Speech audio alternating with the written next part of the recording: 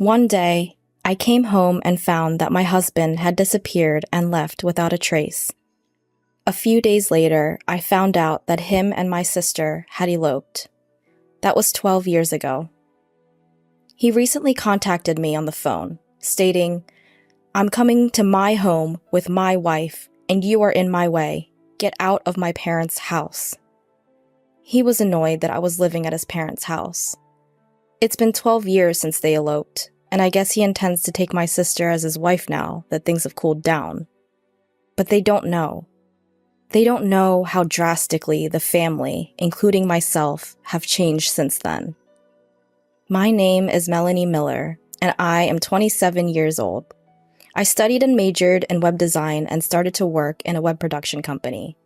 That's where I met my husband, Shane. Shane works in the sales department for the company and is friendly by nature. His charm swept me in, and we got married shortly after a year of dating. Once I was a part of the family, we decided to live together in his parents' home. By then, I quit my job at the web production company and started work as a freelance web designer. I decided to work from home so that I could keep up with my household and support my husband's lifestyle. At first, I had some trouble finding work, so my income wasn't stable. Now, however, I have no trouble finding work and maintaining a stable income. I could work at my own pace and put my family first. I could spend quality time with my husband and his family during the mornings, evenings, and even before bedtime. I was so satisfied with life. However, I noticed that my husband started to change his friendly attitude, little by little. It all started when I started to make twice the amount of money compared to what I was making 2 months prior at my old job. I was ecstatic to have reached and surpassed my salary that entire day. I couldn't wait to tell my husband when he came home from work. He's going to be so happy for me, I thought to myself. As soon as I knew he was home, I ran up to the front door with a huge grin on my face. "Shane, guess what? My income last month was twice the amount that I would have made at my last job." "What? Are you serious? Your last job had great benefits and pay, right?"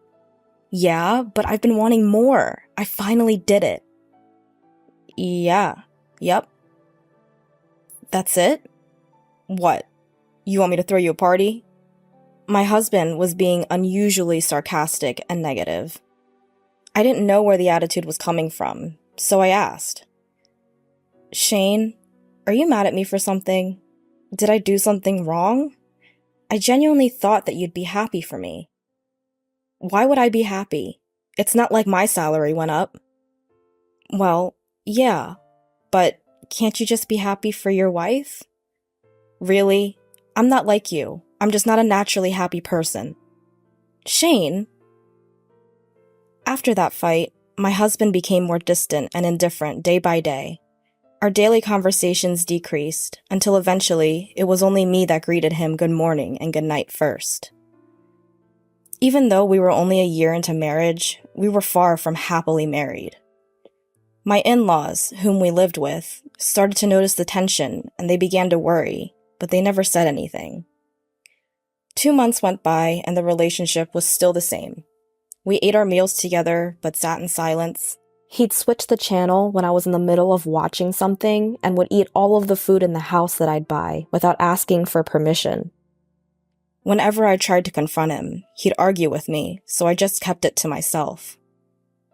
Then finally, one day, I was cleaning the house, and my mother-in-law came up to me looking anxious. "Melanie, how are you? Are you okay?" "What do you mean, am I okay?" "Well, when you and Shane first got married, you both used to go out and enjoy spending time together.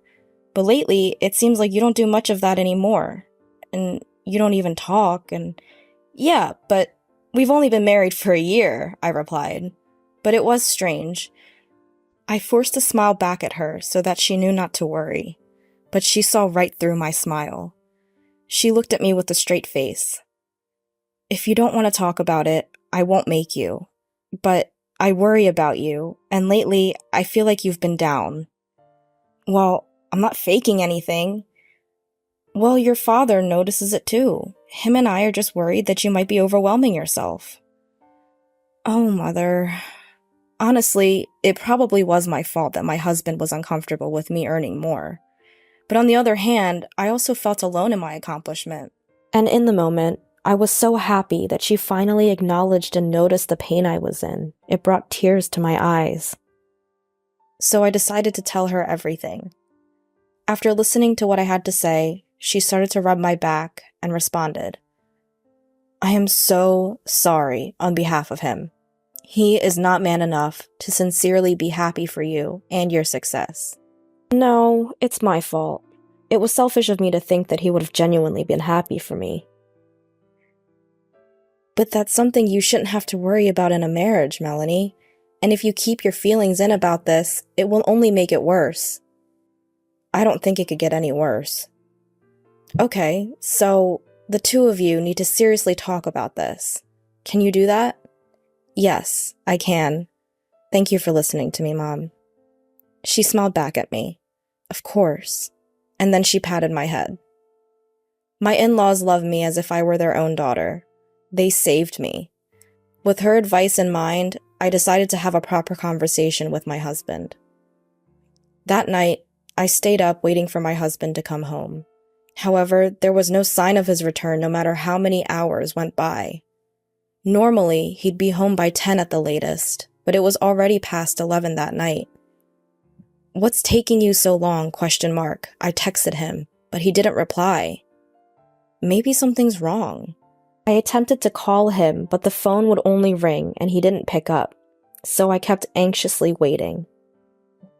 About midnight, he finally came home. "Welcome home," I said, but he sighed loudly and looked at me annoyed. "What are you doing? Why are you up this late?" "Well, I wanted to have a serious conversation with you today."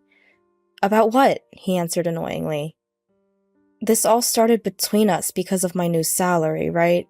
I mean, I probably should have kept that to myself. I'm sure it hurt your ego." As soon as I said that, a chill ran through me. There he was, in front of me, with a cold look on his face. I was frozen in fear. He replied hatefully, "There's nothing to talk about, and it's pathetic that you're waiting up for me to come home." "I'm trying to have a better relationship with you, Shane." "That's the problem, clearly. I made a mistake in finding the right partner." "No. I'm tired from working overtime. You don't get to talk because all you do is sit around at home all day." My husband stormed past me and went upstairs to the room. I couldn't get myself to move until I was sure he was fully upstairs. Why was he even talking to me like that? I just want to live a normal, married life. My mother-in-law had given me the push that I needed, but nothing had been resolved. Regardless, I don't want to push another conversation with him after that attitude. I felt like he completely invalidated me as a person, so my heart grew bitter. 2 more months went by, and we didn't talk. The days were long, and they passed by in a daze. That was when I came home one day and found that my husband was gone. I looked in his room and had a weird feeling. I thought, what? Shane's room is never clean. Shane is not a clean and tidy person, to say the least, but his room was surprisingly clean.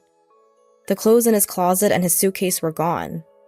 I finally realized that he moved out of the house. I rushed to call my in-laws, but their phone was either turned off or disconnected. My sister Mimi then called me while I was still panicking.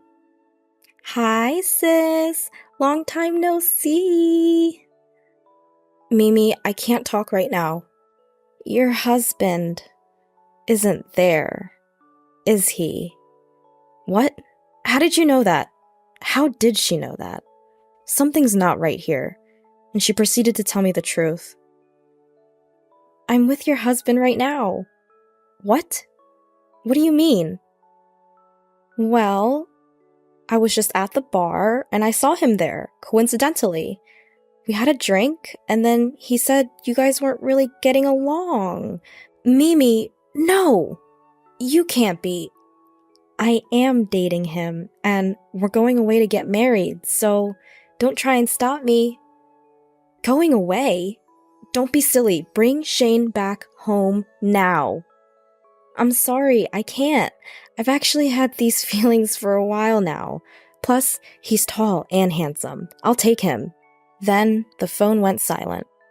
I tried to call her back so many times, but she never answered. Instead, she sent me pictures. There were dozens of photos of them together, going on dates, smiling. Either way, it was not something I enjoyed looking at. A few days later, I received his signed and completed divorce papers.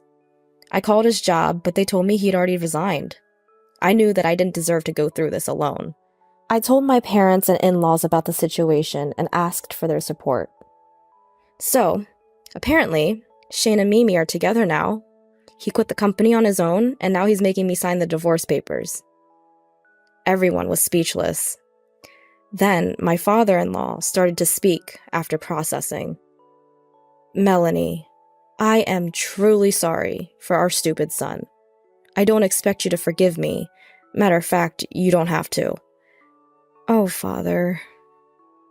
And unfortunately, I cannot forgive your sister either. You are like a daughter to me. I cannot forgive them for hurting my precious daughter. Everyone agreed with him in this. It was at that moment, when all of us completely changed how we felt and thought about Shane and Mimi. My in-laws were considering moving into a new house at the time. After the situation, they claimed, I don't want anything to do with my son ever again, and they moved houses without telling him. My parents have also decided to cut ties with my sister. If she were to ever come back, they said they'd pretend as if they don't know her. Someone whose moral compass is so far gone that they'd take their sister's husband is no daughter of ours. That was their reasoning. So then, I decided to take this opportunity to go back home to my parents. I demanded alimony from them in exchange for going through with the divorce. Which he responded, "You get the alimony when I get my divorce." But I eventually received several million yen in alimony with a message that followed, "Divorce me." As soon as the divorce was finalized, I cut all ties with Shane and Mimi. It's been 12 years since the divorce, and a lot has happened since then.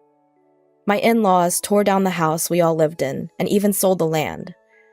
I have become more well-known as a web designer, and my salary is much higher than it used to be. Because of this, I'm able to travel regularly with my parents and live a fulfilling life. Today, while I was working, I received a call. I picked up without looking at the caller ID, assuming it was a client. But it instantly brought back bad feelings. "It's been a long time, Melanie. How have you been?" "Shane?" I knew you'd remember your ex-husband's voice. He's talking nonsense, just like before. "What do you want? 12 years and now you want to talk?" I could hear him chuckle. "No, you're in my house. Get out within the next 10 minutes. "What? What are you talking about?" "We're in some financial trouble. Anyway, I'm on my way there now. I'm bringing my wife home to my house. You can get out of my parents' house now." Apparently, he still thinks I'm living with his parents. He really thinks that after 12 years, things have cooled down and they'll finally be accepted. In the background, I hear, "That's right, get out of there," coming from my sister. But they really don't know. Do they really think that just because it's been 12 years, all is forgiven? The world is not that kind, and I will show them hell if I have to. But I took a deep breath and said, "If you want to go home, go home. I'm not at your parents' house anymore." "Oh, really? Did my dad kick you out?" "How dumb can you be? Your parents' house doesn't even exist anymore." "Huh? What do you mean it doesn't exist anymore?" Shane's voice started trembling with anxiety. At that exact moment, he pulled up to where the house used to be. He screamed, "What the hell?" And I could hear the anguish in his voice. I then continued, "As soon as you eloped, we decided to cut ties with you both. Your parents have moved out, and my parents completely disowned the woman you're with. There's nowhere for you to come back to." Are you kidding me? How is this even possible? Believe it or don't, be my guest. Your parents, my parents, and I don't consider you family. You aren't worthy enough since you both ruin people's lives. That's terrible. But Family! And who ruined your family? Don't ever call me again. I won't let you people ruin my life any more than you already have. As soon as I said that, I hung up and blocked the number. This time, I severed the last connection. After their failed trip to his parents' home, they decided to try my parents. But my parents already disowned her. My sister is sobbing loudly, to which my parents responded, "Who are you?" and completely ignored them at the gate. Then, they both got down on their knees and started to plead. "Please, parents, please forgive us. We have nowhere to go, please." Shane was following along with Mimi. "I'm begging you as well. My parents' house is gone. We have nowhere to go. Shut up. We don't care. You're not family anymore." That's right. He even sprinkled salt on the front door. "No, please, wait. No, please, I'm begging you. My father-in-law." "You don't get to call me that. Get out of here." They were so persistent that my father ended up sprinkling salt on them and my mother called the cops for trespassing. They have not been seen since. Last I heard, they were jobless, homeless, and asking their friends for money. But by the time they came back, word of them had spread around, and no one was willing to lend them anything. Anyway, it's unlikely that they could even survive in their hometown. They'd have to start scratch from somewhere else. But they brought that on themselves. They sowed their seeds, and they'll have to suffer for it. Me and my parents, of course, will never see them again. And they will live the rest of their lives full of regret.